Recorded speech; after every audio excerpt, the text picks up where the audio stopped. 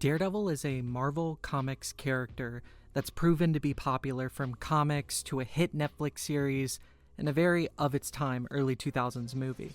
When speaking about comics characters, it's universally agreed upon that Daredevil is a standout with consistently great comics. Today, we'll be diving into the exception to that rule. All links to sources or purchasing the book will be placed in the description. If you enjoy this video, feel free to subscribe to the channel. Daredevil Father is a 6-issue Marvel Comics series written and drawn by Joe Quesada, released from April 24th, 2004, and the last issue released November 15th, 2006. Now for context, typically a story that's 6 issues will release on a monthly schedule and finalize 6 months after the release of issue 1, but for Daredevil Father, that wasn't the case. After the initial delays between issue 1 and issue 2, Quesada did state in an interview with Comic Book Resources, quote, "Issue 2 was already done when I started to fall behind on issue 3. It was Dan Buckley, who had just come in as the new publisher, who suggested that we hold off on soliciting until more of the project was done. Then what happened is this little thing called being EIC. Once a sense of urgency was gone, stuff got in the way of the actual work." Unquote. Now for background, Joe Quesada was the editor-in-chief of Marvel Comics in the early 2000s, specifically after the successes experienced from the formulation of the Marvel Knights imprint.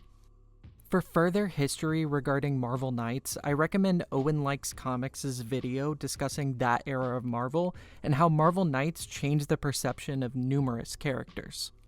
Just to summarize, Marvel Comics filed for bankruptcy in the late 90s. In response, Bill Jemas came on board as VP of Marvel Comics and searched to find pathways to move Marvel out of bankruptcy. Some of those pathways included selling rights for Marvel characters to film studios for future adaptations, increasing production of trade paperbacks, removal of the Comics Code from published books, and the creation of the Ultimate Universe, as well as the imprint known as Marvel Knights. Now, with the removal of the Comics Code, Marvel was provided with the opportunity to produce stories that were able to contain material that was more provocative and mature for an older audience. Attempting to court readership beyond the standard fare, Marvel was pushing to compete with DC's now defunct Vertigo imprint. Rest in peace, Vertigo, you are too pure for this world. Depending on how you react to the idea of mature stories, it'll serve as foreshadowing for the tone and how it impacts today's story. Let's go into the plot synopsis. To give forewarning, I will be discussing the spoilers for this series, and with those, there should be a notation of content warnings for sexual assault, alcoholism, and child abuse. The story establishes the setting within the currently releasing continuity by referencing Brian Michael Bendis' Daredevil series.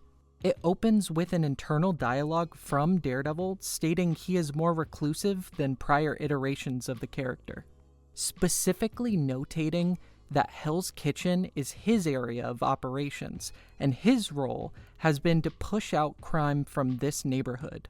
It also retells the origin established by Frank Miller and John Romita Jr. in the 4-issue miniseries The Man Without Fear. It highlights the moments of Matt's early childhood and how he grew into the hero he is today because of the formative experiences in youth. A recurring motif will be to recontextualize these moments in subsequent issues of the series and showcase how the origin influences the story being told today. The overarching narrative introduces multiple characters for the story, with 2 of them being reflections of Matt Murdock. The first is Maggie Farrell, who comes to Nelson and Murdock looking for Matt to represent her in suing New Jersey Power and Light. She blames the illegal dumping practices from the company to be the reasoning behind her developing cancer. We later find out that Maggie has been diagnosed with ovarian cancer, with the revelation she is unable to have children. Both her and her husband Sean were born and raised in Hell's Kitchen, just like Matt. And it's noted that Matt Murdock is seen as the, quote, kid from the neighborhood that made good, unquote. Maggie sought out Matt because he would be empathetic to her circumstances and that he is relatable to her due to their similar upbringings. The next character that's established is Nestor Rodriguez, also referred to as Nero. He also grew up in Hell's Kitchen and was raised by his father, Hector Rodriguez. Hector was a prominent voice in the community and a successful civil rights attorney. At 13 years old, Nestor created a neighborhood watch organization named Street Angels, being influenced by his father and him wanting the community to come together to uproot the presence of organized crime. It's stated that during that time, Daredevil discovered a deceased Hector Rodriguez with his body being mutilated in a way that was indicative of a calling card from the gangs that his son was trying to uproot from the community. Narratively, this shows a reflective origin for Matt, and throughout the story, Nestor is also cast in shadow and perceived by way of red herring to possibly have a motive to be the villain of the story. After returning to the public eye at 18, he used his inheritance and established himself as a, quote, media mogul by creating a indie hip-hop label, trendy restaurant franchise, signature clothing line, and a fragrance named, quote, Only, which is stated to, quote, never smell the same on any two people. Surprisingly, smells are very important to this book. The revelation that we have for Nero is twofold. The first is his father was bankrolled by criminals, and he was a corrupt figure being used as a pawn for their benefit.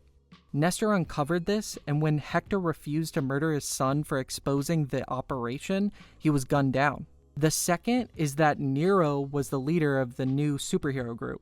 The new group of superhero characters introduced and created for the story are called the Santorians. The role of this group as it pertains to the plot is displaying to Matt that whatever corruption he ousts from Hell's Kitchen ends up impacting the surrounding boroughs. There's not much utilization for this group other than to reveal towards the end of the story that Nero created the group, mirroring the Street Angels in his youth, to oust the corruption in New York City. Their utilization in the story is to fight Matt and reveal to him they're aware of his secret identity. Later, the group acknowledges that they're all on the same side and they want to help stop the crime in the surrounding cities, but this is not explored within the story. It is seemingly a vehicle to establish the group for future appearances, however the group is seemingly never referenced again. The role of this group could be easily transplanted for other heroes such as the Runaways, Spider-Man, Luke Cage, and Iron Fist. Luke Cage lives in Harlem, Spider-Man lives in Queens. They would be the ones that have a pre-established relationship with Matt and are heroes in their own respective communities,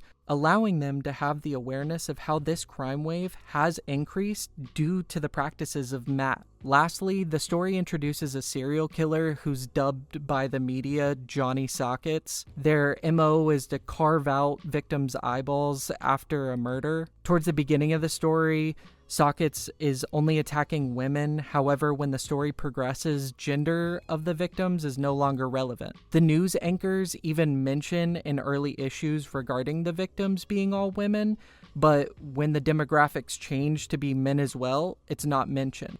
I'm not sure if this was a mistake by Quesada, who forgot to address this within the narrative, or that he needed Sockets to target men because of plot progression and decided it was better just to skip that. It's never addressed, never explained. This formulates the narrative into the neo-noir that Quesada was looking for, having Daredevil track down a serial killer and coming upon the realization Johnny Sockets is targeting his past clients. Now that we have everything set up, we can proceed into how the story is portrayed. I'm not going to bury the lead. There are multiple red herrings regarding the reveal of who Johnny Sockets is, and why they're targeting people with an affiliation to Matt Murdock. Johnny Sockets turned out to be Maggie Farrell. Matt discovers this by way of crossing off Nero and Sean as potential suspects, and Matt Murdock's notebook of the clients is left at the scene of one of the murders. This notebook smells of Old Spice and chemicals, which Matt remembers is the smell of Maggie due to her chemo treatment. The reason that's given for Maggie to start the crusade against Matt Murdock is due to the fact that during the Man Without Fear origin, the elderly man that Matt saves is her father. The reason it's a shocking reveal is because Matt saved her father from unforeseen circumstances, making her hold a grudge because, and I quote, "My father used to diddle me." So Maggie is going on this campaign against Matt Murdock, targeting people that he's helped or that are affiliated with him because she wants to punish him for saving her father from getting hit by a truck. There's no feasible way that any person would possibly be able to know this, and leads to the motivation to not be believable under any circumstances. This is reflected in the pages stating that, quote, "no good deed goes unpunished," unquote. This is also a running motif for the series. Maggie is revealed to be Johnny Sockets in issue 6 after confessing this to Matt and being gunned down by the FBI, who are also investigating murders in tandem to Daredevil. The series ends with Matt going to Maggie's father and telling him that she's dead. We are then given the additional context that he was an alcoholic who lost both of his legs due to diabetes and also went blind because of it. The narrative gives no satisfying ending to him being confronted and just ends. In the last few pages of issue 6, Matt acknowledges that his father had done bad things during his childhood and had learned from his father's actions to be a better person. The story insists that because Jack wanted to be a better person for his son, he can be and was redeemed. What is not acknowledged is the 2 other fathers that are depicted in the story are not redeemed. Hector Rodriguez was foisted into power by organized criminals and was murdered due to his refusal to murder his son. Hector was never given the opportunity to fully rebuild his image for Nestor. Maggie's father was an irredeemable monster to Maggie, but both Maggie and her father were unable to be redeemed.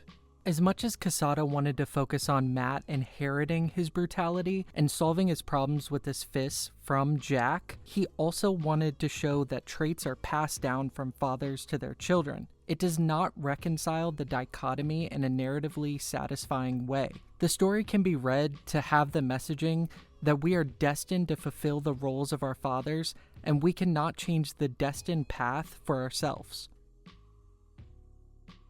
Now let's go into the influences. Joe Quesada stated that the murder mystery was influenced by the Son of Sam murders. He was around in New York during the time of the killings. Personally, I see the influences from Batman: The Long Halloween as well as the film Seven, with its depiction of the protagonist tracking down the eccentric serial killer and the antagonist's actions tying back to the personal history of the quote-unquote hero. What is also felt throughout the narrative is the influence from Frank Miller's Batman and how it's incorporated. The inner monologue from Matt is disjointed and utilizes sentence fragments that are similar to those within Batman Year One and The Dark Knight Returns. Expanding on this, Quesada also utilizes the news reporters as a method to convey the plot and the surrounding elements of the story, similar to the utilization of the broadcast in The Dark Knight Returns. The use of shading and penciling does feel evocative of similar practices done within Frank Miller's art. Let's talk about the intent.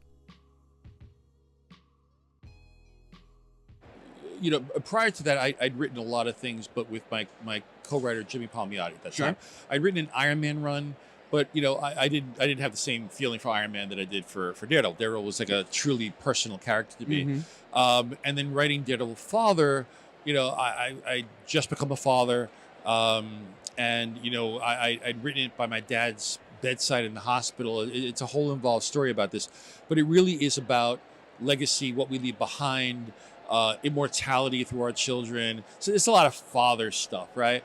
And more importantly, the really the legacy, the things that we leave behind are as much what we say to our kids, but even more so the actions, the things that our kids, at least my philosophy is, that how they observe, right, and what they observe, how they observe me as like how my daughter observes me as a man, as a husband, just the way that I interact with people. That's the stuff that she's going to take away. Joe Quesada intended to have this story as a tribute to his father, who was currently hospitalized when Quesada wrote the story. Intended as a means to show his appreciation for his father, Quesada wanted to explore the generational connections between fathers and their children. He specifically wanted to show the correlation between generational treatment of their children and how those traits are passed down.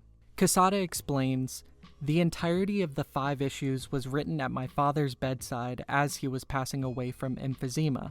It was a very trying time. As he laid there in the hospital, I just typed and typed, cried a bit, but mostly smiled as I was reliving our time together in my mind's eye all the while.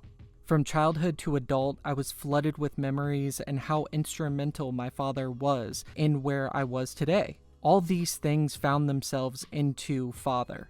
Quesada explored the relationship between Matt and his father, Jack Murdoch, as a means of depicting his own relationship to his father. Conversely, Quesada utilizes the antagonist's relationship to her father as the manifestation of trauma via the cycle of violence. The intended tone of the story was created to be dark and claustrophobic.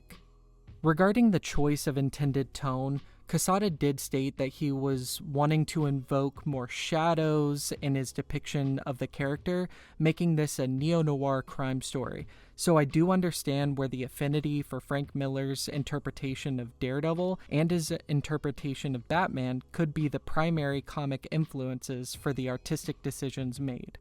What was intended as a tribute and a heartfelt story later dissolves into a convoluted and problematic, grimdark look at the self-seriousness in comics of the early to mid-2000s. Okay, so we talked about the intent, let's go on to the execution. It's no secret that I'm not a big fan of this series. I do believe that there are a few things that Quesada had done very well, including setting up Nero as a reflection of Matt, and the fragrance only that foreshadows how Matt is able to uncover that Maggie is the killer by way of smells. The execution is not reflective of the intent by Quesada. He states multiple times that it's created to honor his father and the role his father played in his life.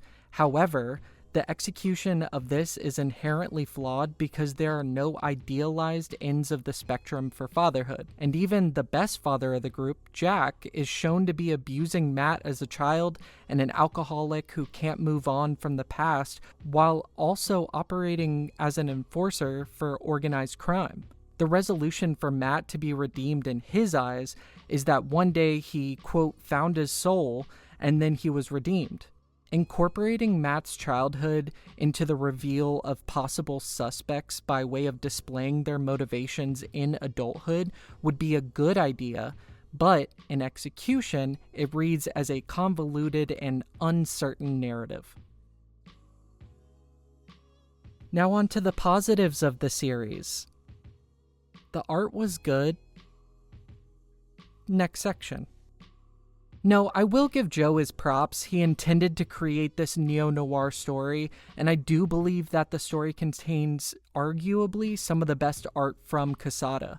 I think that this is a prime example of when an artist is in control of the story's execution and they're able to convey panel-to-panel storytelling better and have a firmer grasp, rather than the artist receiving scripts and unable to be given the artistic leniency for decisions made. Creators that I believe benefit from being able to produce works as a writer/artist would include Jack Kirby, Chip Zdarsky, Frank Miller, and Daniel Warren Johnson, just to name a few. But I believe when those creators are pulling double duty, overseeing the story as a writer as well as the artist, their works are more cohesive and don't have the cognitive dissonance comparatively to controlling narrative solely as the artist for a series. Quesada was an experienced artist, but new to the position of writing for himself, so these missteps with craft are bound to happen.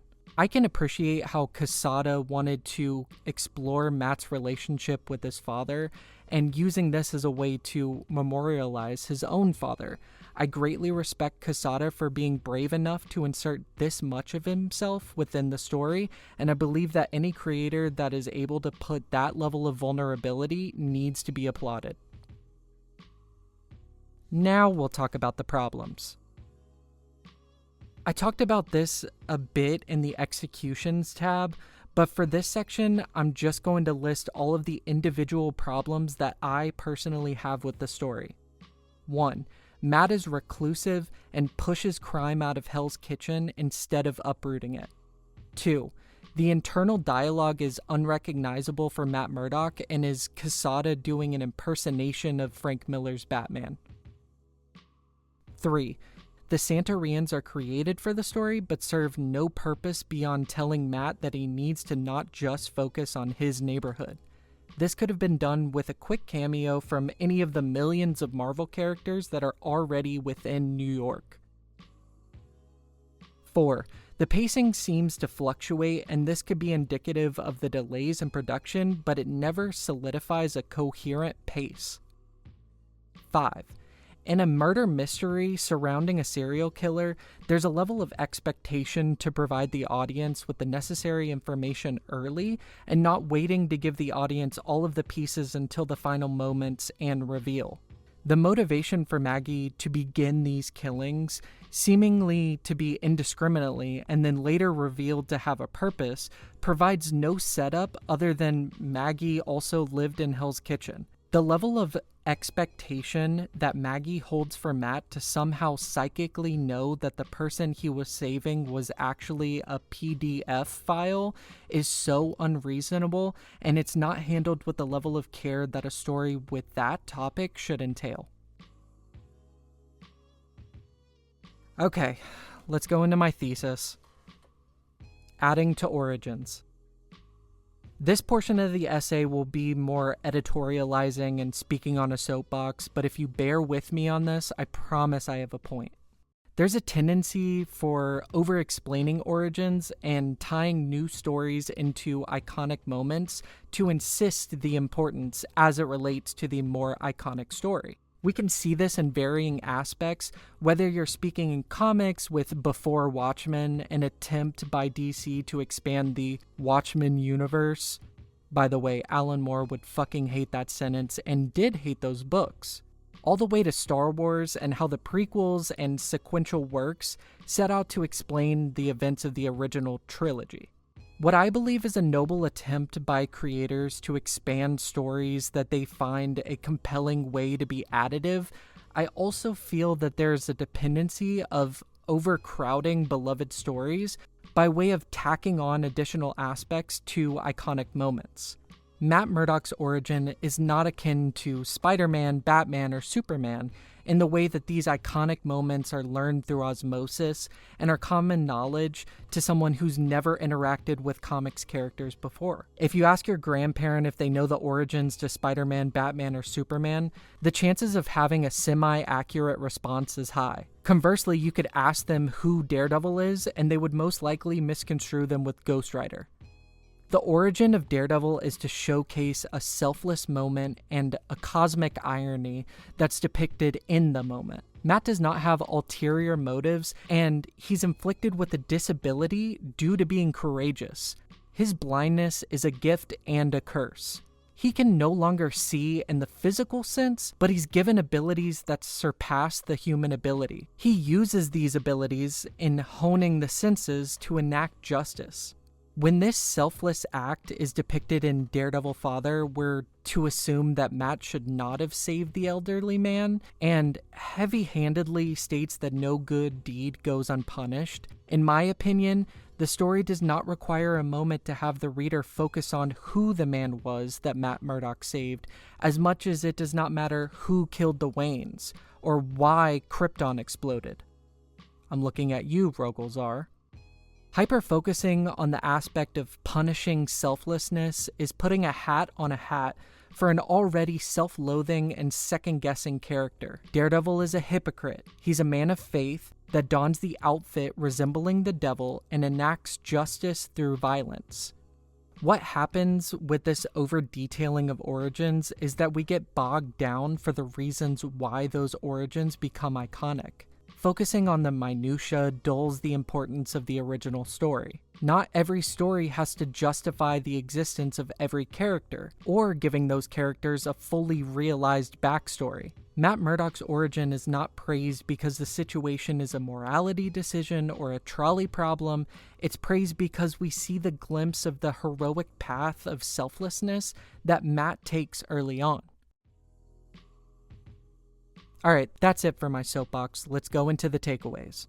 Daredevil Father is a flawed execution with well-meaning intentions. Before starting this project to reflect on the work and voicing why I wasn't a fan of this small and inconsequential Daredevil story, my research brought me to interviews with Quesada speaking on his inspiration and how much his father means to him, and it gives me additional insight into the creator's mind when writing this story.